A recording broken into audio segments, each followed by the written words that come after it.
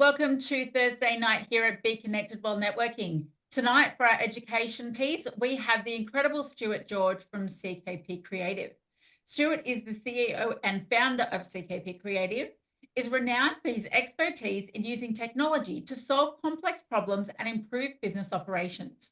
In addition to having over 20 years of experience in the digital and creative fields, Stuart offers a unique perspective as a qualified and awarded glider pilot and musician. His diverse background allows him to approach digital solutions with creativity and a deep understanding of efficiency.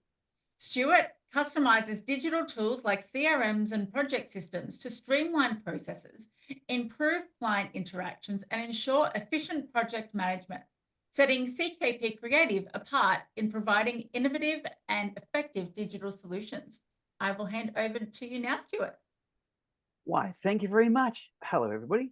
And so I'm just about to share my screen with the newly designed buttons. I'm not sure about that wonky heart down the bottom. It's giving me the heebie-jeebies, but that's all right. What's with that? Anyway, we'll talk about the new update to Zoom. So here we go. Just going to share my screen, and can you let me know? Can you see all the questions there? Fantastic. That's what we're going to be moving into.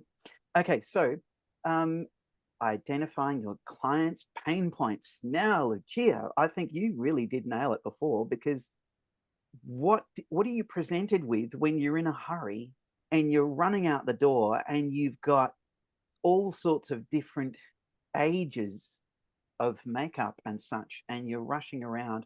What's your clients? What's one pain point that you might identify with your clients? Well, that they can't find exactly what it is that they are wanting to apply. Fantastic. I love it. Well, keeping that in mind, we shall march forth. So why should you? Okay, so who's turned up to a specialist appointment? You can pick any sort of specialist and just sat down and went, just don't feel good. And they'll go, fantastic, here's my $590 bill. We'll be here for another 4 hours and it's $590 a minute. So look, the whole thing is they need to ask you a series of questions, and they need to be presented with a referral from a doctor who's already diagnosed what most of the problems are. They're the specialist to break it all down. So that is pain points identified by a doctor. Then you take it to a specialist to actually get it done. So that's the secret. Now you need to find specialists to solve your problems as well, but you need to find out your client's pain points. It is so important.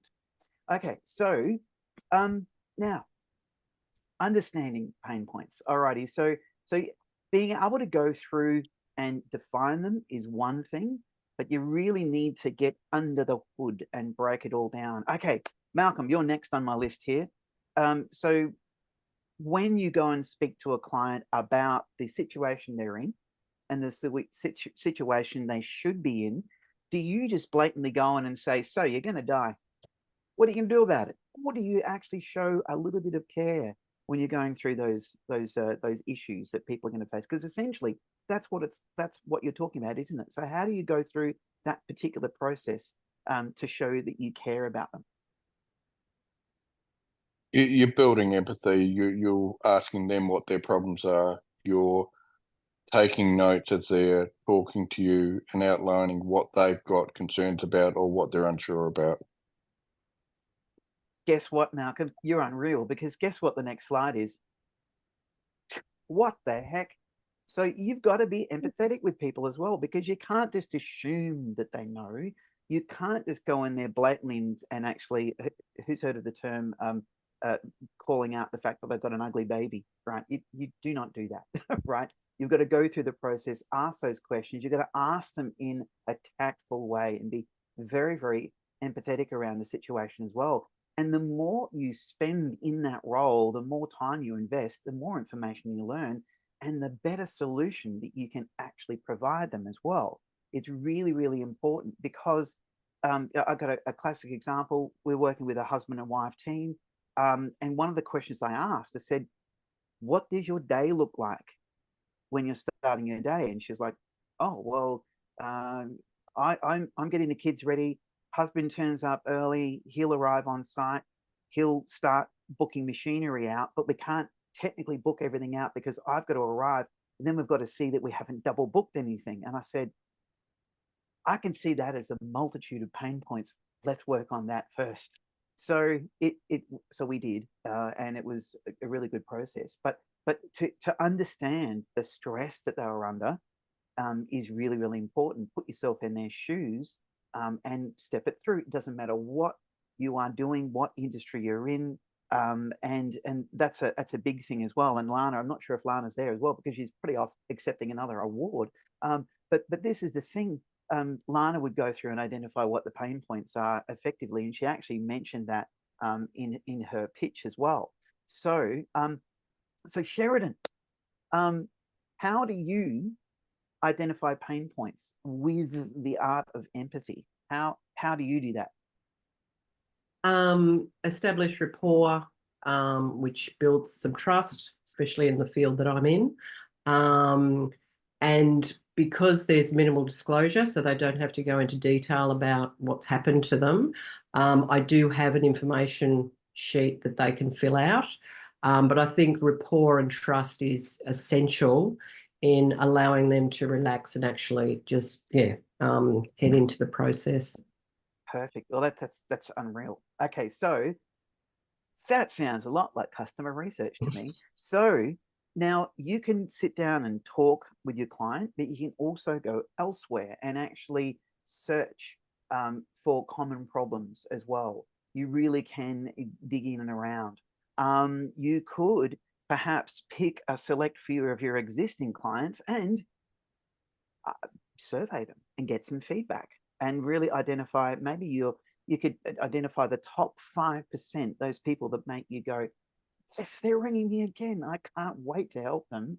And then you could actually ask them some questions to dig in and survey them as well. Now you can do a sneaky survey, or you can legit just send a survey out.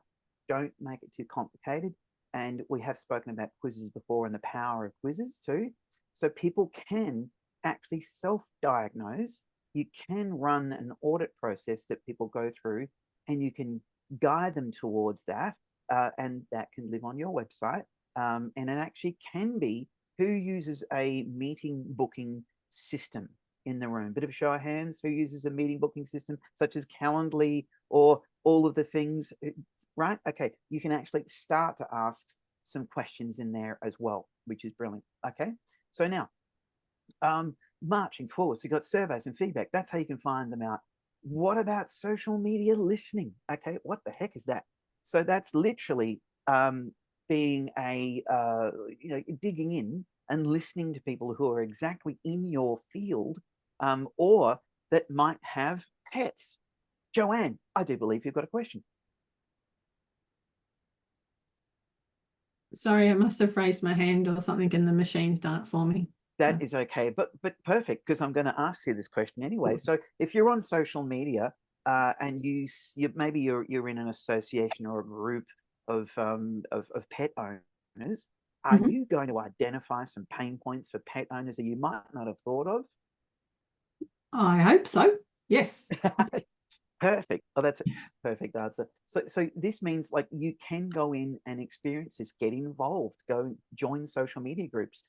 Sabrina, that might be joining a social media group full of people who are in allied health. I do believe that would be one of your specialisms as well. And so you can learn things and ask questions as well in that group. You might say, who's struggling with, what's your biggest struggle? And start a conversation thread like that as well. So you can start the social media listening as well. And then customer interviews. Once again, go back to your top 5% and ask them and really drill in.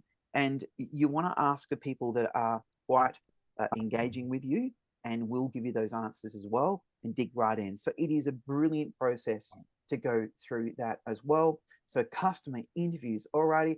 And then you can go deep into data analysis and look at charts and graphs and things as well. But look, taking all of those pain points and actually ranking them and working out what is the top pain point after you've done all of these studies, how good would that be? Because you're not dealing with the lowest issue, you're dealing with the highest issue. And then you can look at solving those problems first. Really, really important as well. And so you can then find common themes as well. Absolutely. So identifying common themes across all of the pain points and grouping them. Use that data, group them together. So when you're getting this picture together, you can really identify that the supreme list as well, because you've ended up prioritizing all of those pain points as well. So this sounds like a bit of a plan, doesn't it? So if you had messaging on your website and you're doing posts and you're out there engaging using social media and using LinkedIn systems and tools, would you use these pain points as part of your content? Do you think that would be a good idea, Faith? Just checking. But Yes, definitely. Okay, fantastic. So what would be the number one pain point for, say, a COO working in, you can pick an industry, let's go with mining. What would be their main pain point when it comes to safety management? It might be non-compliance with policy or procedure. Gotcha. What about deaths and injuries? Yeah, that would be extremely significant. And yes, so they'd have to ensure that they're compliant with the legislation. Exactly. So the compliance helps avoid death and injury, but the main pain point would be the death and injury, wouldn't it? So you can lead up to that, because you might not want to lead with that, that punch straight away, right? But the whole thing is you can work around that to get to that point as well, and discuss that, because that could be quite jarring, because we've got to then go back to point 4, which was the empathy as well. Okay, so now you've got to go through, and after this, you've got to craft some solutions.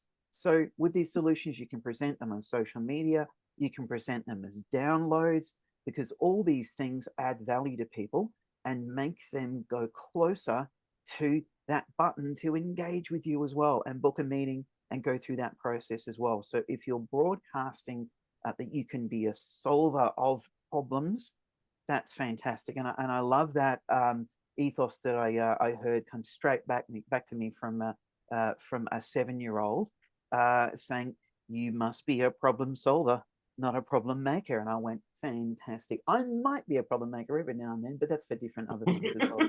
But I'm always trouble. That's why I was chased around with a wooden spoon by my mum. But anyway, that was in the past.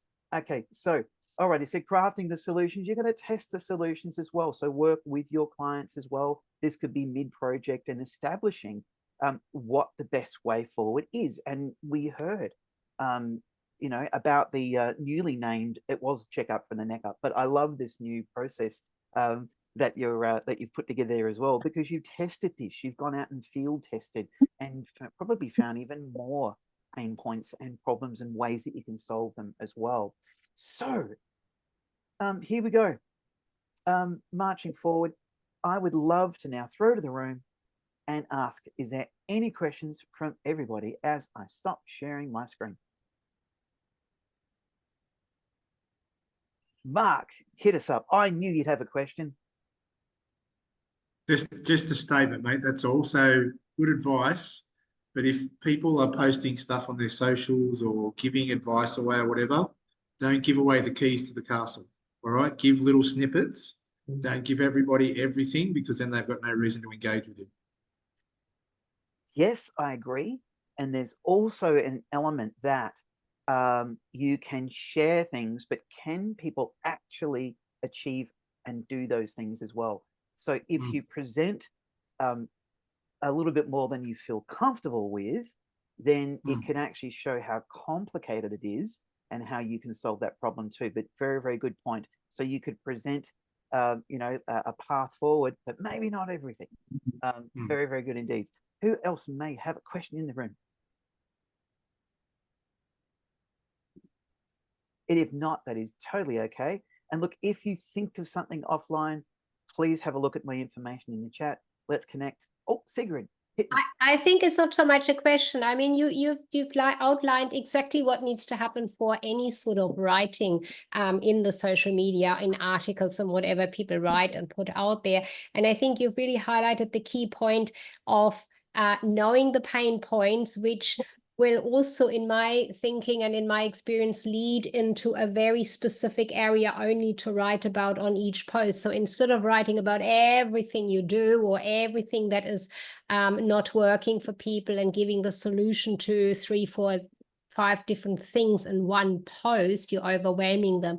If you are starting your posts off in a way that brings in what's top of mind for that person, things like maybe if you've quietly been struggling with, or loads of coaches believe that the reason is this, then you can really narrow down your topic for that post and also write about what it is that they need to do, not how to do it, what it is. Think in terms of what, I think. I love it. Thank you so much, Sigrid. That's yes, totally the ethos there as well.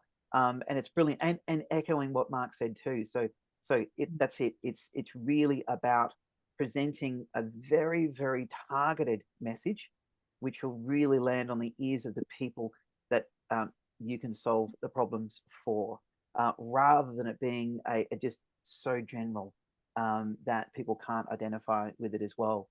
So it's great, and you'll see this in very, very short ads as well. They really do nail that problem. It's quite amazing, and sometimes quite in quite a humorous way. So yes, I quite often refer to there's actually a shave club advertisement, which is hilarious, but absolutely nails every pain point of people that shave. I know more than some, but that's the whole thing. He really absolutely nails it. But in the background, there's gorillas on skateboards, there's things going on, and it is quite entertaining as well. So yes, but highlighting all those pain points. So any other questions? If not, that is fabulous. And don't forget, you can always connect with me directly, and all of my information is in the chat. Now, have we lost Alison? No, there you are. You moved. You're so moved. You are hiding next to Malcolm's Earth. I went, where did you go?